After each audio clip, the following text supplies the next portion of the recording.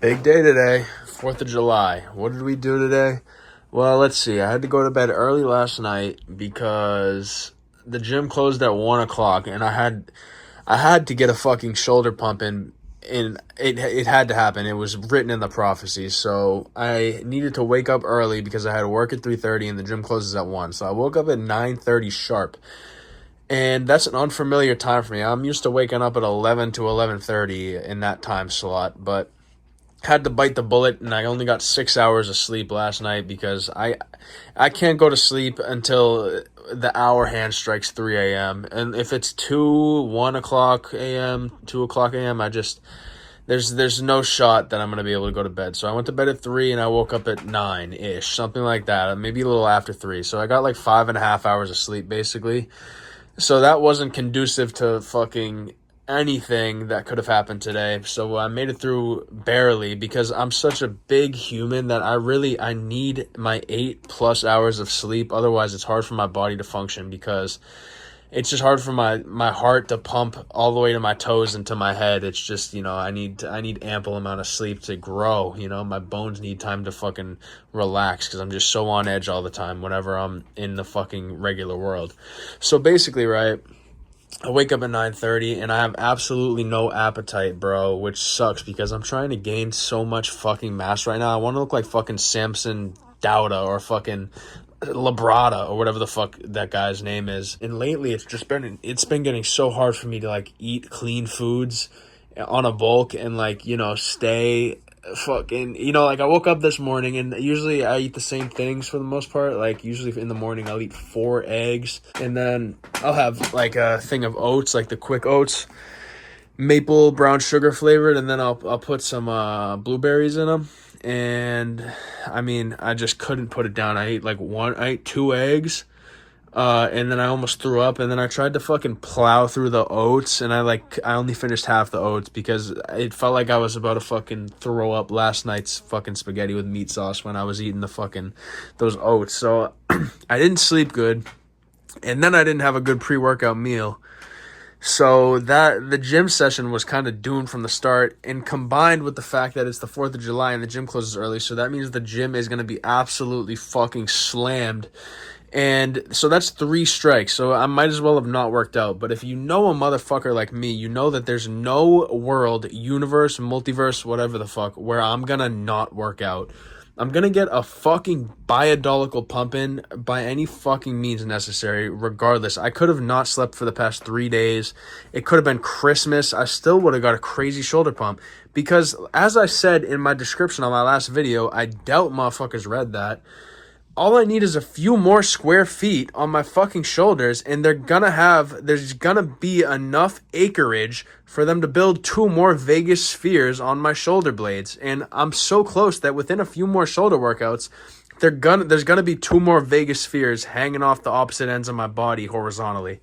And I can't miss a workout at that point. That would just be inconducive to all the fucking engineers and construction workers that are being employed to build the 2 spheres on my shoulders. So I needed to get that workout in. But the workout was actually pretty good. I got a pretty sick pump. I started with machine shoulder press, and then I did a bunch of sets on those because there was no dumbbell press available because it was all taken because the gym was slammed by these people that they don't understand the grind that I'm on. Sometimes I just want to walk up to a machine, look at a guy, and fucking point them away and have them walk and get out. Or like I've always had visions at the gym of like, if someone's on a machine or something, or someone's doing something annoying, I just throw a 45-pound plate at them like a frisbee.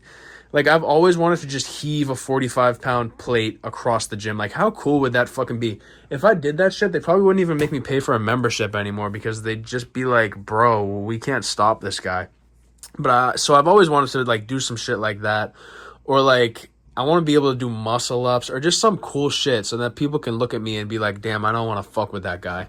But usually people see my 6'8", 900-pound frame, and that just leads them to say that. But I want to do some sort of physical act where like throw 100-pound dumbbell, like throw it up in the air and then like fucking catch it on one finger and start spinning it around like I'm on the Globetrotters, but instead of a basketball, it's a 120-pound fucking dumbbell.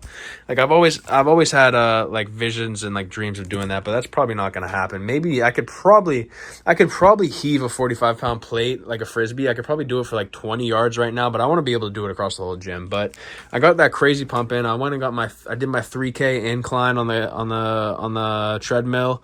Took about 37 minutes. I did on a 12-degree incline at 5.0 kilometers per hour. And in 37 minutes, you do your 3K, you burn like 500 calories. It's fucking light work. I'm so huge that I burn more calories than the average person because the more you weigh, the more calories you end up burning. So I probably burned 3 million calories doing that, when the average layman would probably burn 500 calories on that specific exercise. Then I went to the Target and I needed to re-up on some protein. So I got some pork chops because it's cheap protein. Pork chops are a cheat code, guys. For those of you that don't fucking know, pork chops are like, I don't know why people don't buy them. It's two big-ass, thick-ass, fat-ass pork chops. And I know pork is haram, but like on this side, bro, on the Marathi side, bro, like I don't do that shit. I eat bacon, I eat ham, I eat all that shit. So I bought some pork chops, I bought some ground beef from my pasta that I just had like an hour ago. And what else did I get? I got an onion, I got a sweet potato, and I got some blueberries. And that's just, I just eat so fucking, like, you saw that shit? You heard what I just said, bro? I eat so clean. Like I'm like a feral beast that's like surviving on the fucking in Yosemite, just eating whatever he finds. Like I'm like a grizzly bear with how my diet is. But I got home, cooked up the pork chop, made some mashed sweet potatoes on the side. Still had no fucking appetite, so I had to like force down the pork chop and the sweet potato. So, but luckily this time I got through the whole meal instead of having to throw half of it out like I did at breakfast. And then I had to wait like 2 hours before my shift started because I was supposed to work at 3:30. But my manager called me while I was on the treadmill and he was like, "Hey, Matt, you come in at 4. I open for you." So I was like, "All right, bet." So I got home and then I had like an hour and a half to spare. So I watched some Kitchen Nightmares, ate the food like I just told you guys. What else did I do? I drank some water and just sat on my ass basically. I was gonna make a video then, but I literally had nothing to fucking talk about, so I was brainstorming, but there was nothing that was coming to my head. And even right now, this video is a crapshoot. This is probably never gonna get uploaded. I'm probably gonna delete this the second I watch it back in editing because this is a boring fest. But where was I? Went to work. At 4 because my manager opened for me because he's that motherfucker. Because it's the 4th of July and I work at a Ruth's Chris Steakhouse.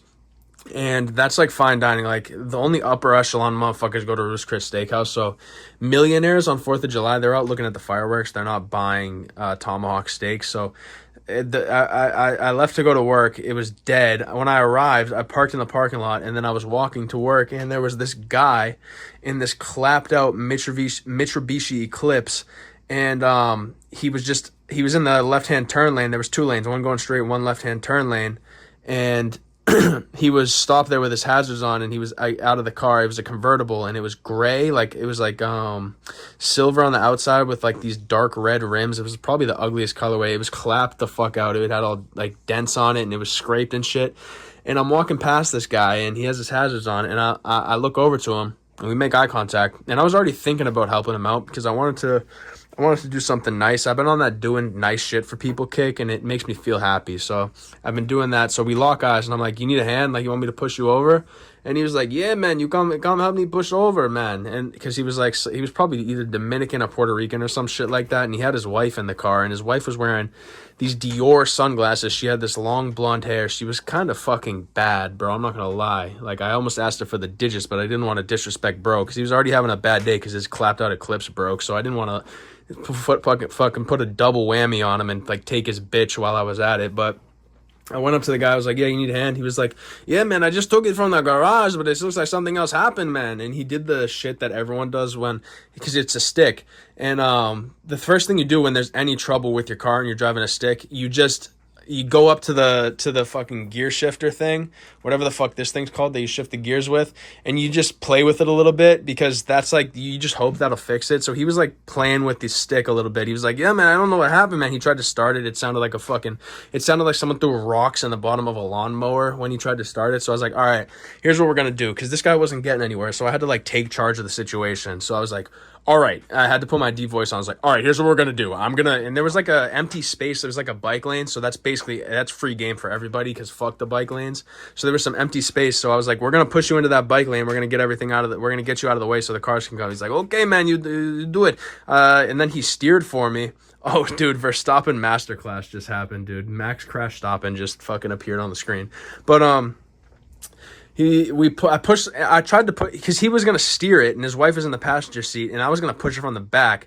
And I always see in like these shows and movies and TV shows that like people will push the cars from the back and it'll be like easy to roll these cars. And an Eclipse isn't a big car. If you ever seen a Mitsubishi Eclipse, it's what that motherfucker Tyrese drives in Too Fast, Too Furious, that purple ugly shitbox that he drives. Worst Fast and Furious car was that purple Eclipse. It's the same thing, but his car in IRL, the one that I'm moving, is the silver one clapped out. And he's like, okay, so I was trying to push from the back, and as a man, it's embarrassing for me to say this, but it wasn't really moving that much. So this guy had to get out of the driver's seat, and he had his wife go, because apparently he had to have the clutch engaged for the car to move, and it was in neutral though, so I don't understand. But he had to have his wife step on the clutch because the car wasn't fucking moving. So I looked like an idiot. And then me and this guy are both pushing it, and I'm in the back holding the fucking like on the rear trunk lid, with my arms fully fucking extended like this, and I'm just driving. I'm pretending that I'm like back in fucking Pop Warner football where like I was fat as fuck and I would be like working out with the fucking offensive lineman and my coach would be like, drive, drive, drive, when I'd be like pushing that big ass sled machine with the pad on it and it's made of metal. I'll put a picture of it up. But I had like flashbacks to that when my fucking coach Bubba fucking was like, drive, drive, drive, boy, drive. And I was like fucking pushing as hard as I can. So I just like flashed back to that in my head, and we ended up, it took like 30 seconds, but we got the car into that fucking bike lane. And then I was like, all right, is this good for you guys? He was like, yeah. And I was like, all right, well, good luck. Hope you have a good day. And then the wife looks over to me and she's like, yeah, I would give you $5, but it looked like you don't care about $5. That's the exact fucking words she said to me, because I was going into my job. So the dress code at Ruth's Chris, you have to be looking spiffy. So I was wearing my black button up with my black slacks, with my black tie, with my black dress shoes. And my hair was all done. I had chapstick on. I looked fucking handsome, I bet. So she probably thought that I was some like rich fucking trillionaire that was going up to fucking do some brain surgery because there's a hospital nearby. So she was like, $5 is nothing to you. So that fucking boosted my confidence. And I was like, nah, I don't want your money. Just good luck. And that was the end of that. So then I walk into work and it's just dead. I don't get a table for 2 hours. My manager, he comes up to me. He's like, hey, Matt, do you want a burger? And then I split a burger with my fucking manager because that motherfucker is my guy. And then he fucking leaves and he's like, hey, Matt, I'm going out for a little bit. You in charge? So he leaves for like 10 minutes. And in that time span, I'm like, well, the manager left, said I'm in charge, so I might as well just stain as much as I can. So I took an Aquapana, we sell those for $8, these glass Aquapana bottles. Look at this fucking IRL. Look at this mounting that's going on. Is that Fernando Alonso Seb or is it Fernando Alonso Kimi? I don't know, but there's some big boy touching going on here. But cracked open the $8 Aquapana, drank it straight out of the fucking bottle like a fucking mobster. I went up to fucking the guy in the back, Victor. He's my boy. I was like, ¿Qué lo que, amigo? I was like, papa frita para Mateo, por favor. And then he fucking made me french fries. So I was eating good because I was in charge, bro. They're lucky I didn't crack into the fucking safe or break into the liquor room and start slamming Henny or 1942 tequila or Don Julio on the rocks. Like, I drink so much goddamn Ace of Spade that I'm fucking practically sweating that shit. And that's a Conway lyric. He goes like, he's like, I sweat Ace of Spades. That's how much I sip. Body a rap quick before I bust my some shit like that. It's in that song. It's in the Griselda song. What the fuck is it called? I can't remember it, but it's a Conway bar. He says, sweat Ace of Spade. That's how much I sip. So I just used that in this. So they're lucky I didn't drink so much Ace of Spade that I was pissing it out. And then I got like 4 tables. It was 4 two-tops. Made like $300,000 because I just upsell motherfuckers and I basically robbed them. And then within like 4 hours, I was out of there. And I went home, ate my spaghetti with pasta, and sat down and watched Kitchen Nightmares for a little bit longer, and then just decided to film this fucking crapshoot right here.